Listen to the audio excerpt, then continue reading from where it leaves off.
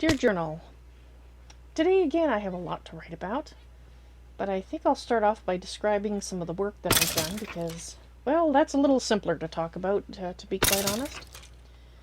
Well, I have modified my monster farm. I installed fans. This type of fan, let me just draw you a picture of it. I installed this type of a fan instead of the water. And I put a lever down beside each one and turned it on. And it seems to be working beautifully, as you can see. I've also made and installed Renascintis flowers, which are obviously botanical in nature. I think I might have to pick one up to tell how it works, but I don't have the room. Anyway, it is called Renascintis. I can't remember the precise spelling at this instant. Of course, now it's going to bother me. Do I see it?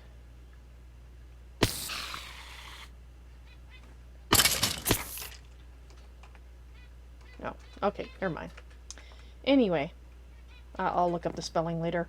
It's a botanical flower, and what it does is it kills monsters. It doesn't harm people, though. So now we don't have those slimes showing up that we had down here. And we have our first ender pearl. Woohoo! Haha! So happy.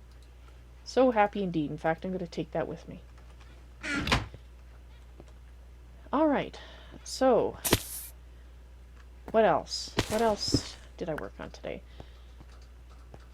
Well, we made, with the help of the spirits, keep me company. Don't know where that individual is. You'll just go up here.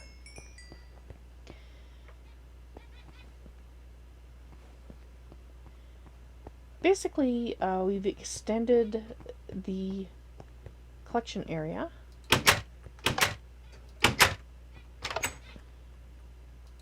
of the farm, the mana collection farm, that is. So let's just head over there so I can draw an appropriate picture. On the way there, we had an very interesting conversation with Richard. He is currently asleep. Oh wait, no, he's currently not himself. Alright, apparently he's not hungry because the cow is still there. So we will just not bother him. Alright, so I'm not sending the mana to these anymore. We are actually collecting the mana over here in these doohickeys, which of course are called mana distributors. And that will increase the amount of mana that we can collect, which is, you know, by fourfold over what we had over here. Alright, I also tried to figure out cardboard boxes, because I wanted to try put these in boxes. I was told that you could do that. Well, not so much. I couldn't figure it out. I tried enclosing the blocks in different ways with cardboard, and it just didn't want to have any of it, so I will leave it alone. Right, so I think that was pretty much it. I did plant a bunch of wheat upstairs, wheat and carrots and potatoes in the old flower garden area, and that's about it. Well, when I was working on these things, I was suddenly contacted by Atera, or no, why do I say that? Atera. Sorry. When I'm tired, I misspeak names. I hope that doesn't upset her. Apparently when I hold the focus, it actually allows me to talk to her much more clearly. So when she spoke to me, she just said my name, and then a little bit later at the focus. So I ran upstairs and I grabbed the focus. And then I needed to I came down here and I went to sleep, and that's how I, arrived there. I was able to get a much longer time to talk to her this time, and I had made a list of questions so that I didn't waste any time, because I didn't want her to be caught talking to me like Alaire was. And she wasn't able to tell me. I'm hoping I can remember this right, because I didn't have a time today to meditate on what had happened, so hopefully I've remembered everything. I asked her why, if she could tell me who brought us here, and she was not able to tell us. She wasn't also not able to tell us who she was in the scheme of things, but I still stand by my guess that she's Balance. And I asked what it meant that I'm her seer. And she said that a seer is someone who can communicate with them more clearly than your average person could. So I'll have to go back and ponder on that some more to see if I'm missing something, but she wasn't able to give me any hints on how to free her, but she did tell me that I was correct in my understanding that when she is not confined and she's at her normal powers, she can contain Asteris when he gets out of hand. And that was good to know.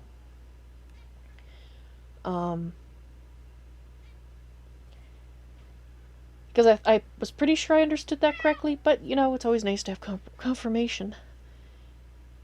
And, let's see, what else? Then she told me she had a task for me. She said before I could proceed with trying to free her, however that is done, it's a very strong prison. It has to be to contain her, right? So it's not going to be simple matter to free her. I mean, I didn't really think it was simple, but, you know, when I had kind of hoped that maybe somebody summoning her would be a different matter, that it would take her out of the prison, but I guess that was too simple. She didn't say that directly, but that's kind of the implication I got. But she said I had a task I needed to do first before I could proceed. And that task, I needed to decide what to do with my werewolf here. His name is Richard, by the way. We had several nice chats today. I found out a lot about his background. I have decided I do want to try cure him and help him if I possibly can. But she told me I could do one of three things. I could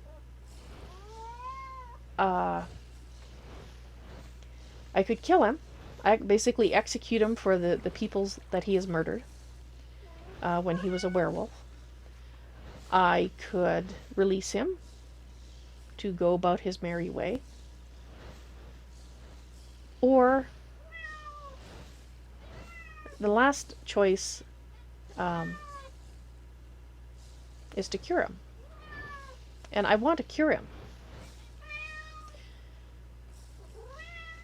But he told me about his past. Basically, he was like KL. From what I understand, he was approached by Asteris. He was offered power, and this is how he's ended up.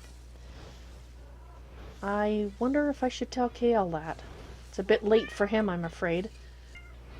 But it's possible if I find the cure for Richard, then it would cure KL as well. It sure as heck ought to. But in order to cure him, one of my spirits told me this, and I've heard different from another spirit, so I don't know. I'm very kind of confused now. But the long and the short of it is, there's two possible ways to cure him using witchery. Neither may work, for that matter, but we'll find out. The first way is there's apparently a rite called the rite of remove curse, and that might work on him. I don't have to delve into the darker part of witchery in order to do that, and I think that's worth a try, even though it will take me a while to do that. I think that's worth a try. The second way, which does involve delving on the darker side of the art of witchery, is the statue of the goddess, which apparently can cure any curse And that's interesting because I met another, not refugee, but another person from my world. At least she says she is. And she, unfortunately, met up with Astheris. And he decided, this is according to her, he decided to use her as an experiment and turned her into a vampire. And she says she wants nothing further to do with him. Now, it was because I met her that I thought it was possible that I might be able to do get the statue and cure him, because she needs it to cure herself, you know, and so we sort of would have a common goal, and that might work. However, it still involves walking on the dark side of witchery, which is a problem. However, Richard, when he told me his past, which I'll try to summarize here in a moment, he also, actually, maybe I guess I should summarize it at this point, because this is where he comes in. He, like I said, he was offered the chance to become powerful, and he ended up a madman who became afflicted with lycanthropy. He murdered his village at the direction of Astheris. At the direction of Astheris, he murdered several other villages, and then he descended into madness. So at that point, when he was following Astheris' orders, he was not mad, at least not totally. So he does have those acts upon his conscience. He wandered for some unknown time, I guess, and then he was contacted by others. And from his description, it sounds like a Lair and a Atera, except they couldn't talk to him directly. They would approach him through villagers and through chickens when there was no villagers available. And they cured him of his madness, and he ended up helping them find other agents of darkness in villages where they could be dealt with by the villagers. You know, they would be tried or excommunicated or like exiled or executed depending on their particular crimes. So he calls them his new masters or master, and I do believe he's speaking of a Lair and or Atera. Now, again, this is all assuming he's telling me the truth. And I mean, I can't go around disbelieving everything I hear, because I'll be stuck in the mud doing nothing, because I can't believe anything. So I have chosen to believe what he's telling me, that in fact, because it feels like the truth, I guess is the best way to put it. It feels like the truth. But when I went up and I met Lillith for the first time, and I made her a little house outside, so she's not invited into my main house. There's a little house out there. And she bit me, by the way. She promised, and she ended up biting me before she left. She said she couldn't help herself. I'm going to get some garlic. I'm going to get garlic. None of that nonsense anymore, I hope. Anyway, when I came back down here, after basically agreeing to work together, at that point, I thought it was a good idea. Now I'm kind of questioning that, because now, apparently, when I came down here, he had already known who I had talked to, and that he said she was, because when I said that I decided to cure him, he said, you've decided to follow the path of evil, or associated with evil. I forget exactly what he said. And I explained that while the art itself isn't evil, it's what you do with it. And while it's true that part of what I'd have to do for the statue would be on the dark side, and I'm still ambivalent about that. I don't know if I'll be able to do that or not, but we'll see with her help, because she has to do it anyway. you know, we'll see how that goes. But he said that his masters had spoken to him, told him about, or like mentioned Lilith, and said that they were unsure about her. They thought because she had met with Asmodeus, why do I want to keep saying that? Astheris, that she was therefore evil. And then I explained that well, that's not what she told me, and assuming she's telling the truth, then she was tricked into drinking what made her into what she is. So it's possible she is lying. And if she is lying, I'm hoping that I will be able to get enough clues to discover that fact in the near future. But for now, I have decided to... Oh, I'm missing part of it. Then I went away to do something. I came back and Richard told me that he'd been... I know I'm missing part of the things, but he told me that he was given a message, and that... No, it was when I was talking to him about my ambivalence about... You know, when he was telling me about Lilith and what he had been told, and or just told, and I was, you know, basically explaining what she told me, and then sort of going, oh my god, have I made a mistake agreeing to work with her? And after discussing that for a short time, he said that he'd just gotten a message, and that there was a gift at the origin of the world, but I needed to take a Master of Darkness with me. And at first, I hoped it was a bat that meant.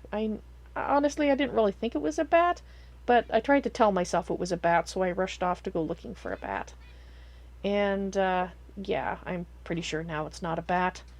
I talked to Richard again, and he also thinks it's highly unlikely that it's Astheris that's meant, which, if it was Astheris, then, well, that's not on at all, because... and I can't see why Atera or Atera would direct me to associate with him. In fact, I've been told not to talk to him, so I didn't think that would mean him. So that kind of leaves Lilith, which means I have to wait until she is awake and has time for us to do this. But we will go to the center of the world and see what's there, and see if that provides any guidance as to what I should do next in terms of, should I go forward with the witchery? I did make the herbology book, which I think I put away somewhere, which is because the ritual or the rite of remove curse does not cause me to walk into the dark on the dark side of the art of witchery, according to my spiritual advisors. So I'm entirely unfamiliar with that art. I have done nothing with it before, so I hope they're right. Well, I think that's it. That basically summarizes it. What happened today? The important things.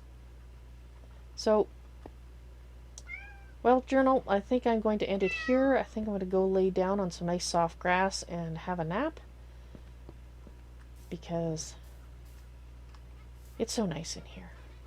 Oh, oh, wait a minute. I forgot one thing. Hang on. I have to show you this. I guess when I was down here talking with Richard, I assume it's Atera that did this, because it's possible it's Atera, because she, on occasion, is able to do things. I don't know how. She did give me the silky pick, so she can reach out at times. And somebody did a spot of redecoration. Oh, and I just remembered something else I forgot to talk about, so Kale. I have to talk about Kale. So not only is there now a bit of a pathway here, which is pretty cool, there is also a metric ton of ethereal blooms, which is marvelous. And that kind of, I think that means that was a good idea that I went and collected some and brought them here. And as you can see, I am growing Silverwood trees. I didn't plant those. Somebody else planted them, and that's somebody else, I think, is a lair or a Atera, which is cool. This one isn't growing yet. I think I might need to get rid of this. So I'm just gonna move these out of the way and see if that will allow it to grow.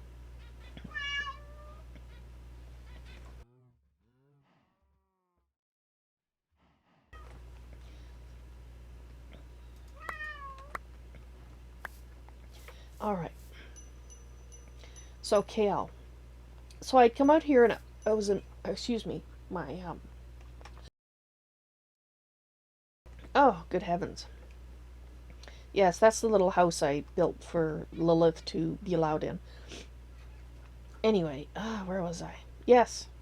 I was out here as admiring all the new things that I'd been blessed with, because it's beautiful. I love this stone. It's wonderful. I came back, and there was a box, as I discovered later, made out of sky stone, sitting in front of my door. Well, inside, there was a number of books. And those books were apparently the journals, as I found when I read them, belonging to KL. There was also 2 vials of blood labeled Lillith. This was before I met Lillith when I found this box. And upon talking to her, she warned me not to drink them. And said that's basically how she ended up being turned into a vampire. So I destroyed them. I destroyed them, and I destroyed the box.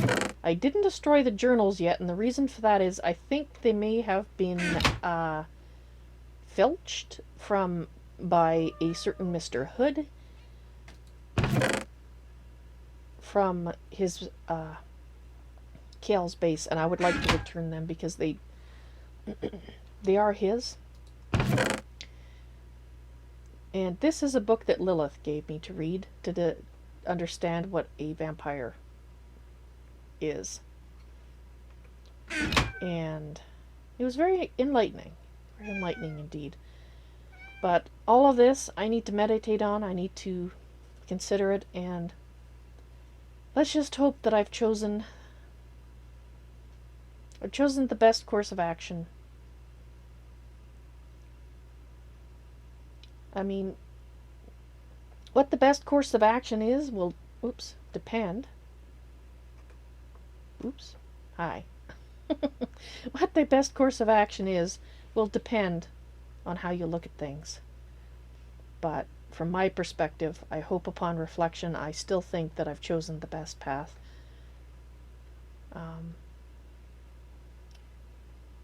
I like to see, I would like this place to be a place that becomes peaceful.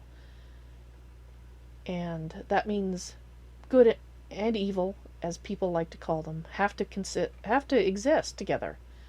Because you can't have life without death. You can't have light without darkness. They have no meaning without each other, but you can't have all of one, because that also has no meaning. So all light and all dark, neither of those things make sense either. And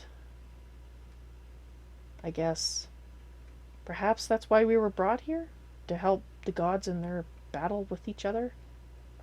Except it's not a battle where somebody has to be destroyed or banished, but restrained and taught to be civilized, I guess. Alright, I'm starting to ramble. I think it's time to end this journal entry. I hope I didn't forget anything else. Nothing really important, I don't think. Nothing that really needs to be written down. If it's really important, I'll add it in tomorrow's journal entry. So, dear journal and dear spirits who listen while I record this, thanks for listening. And journal, thank you for not falling off the table multiple times. I appreciate that. Alright, good night.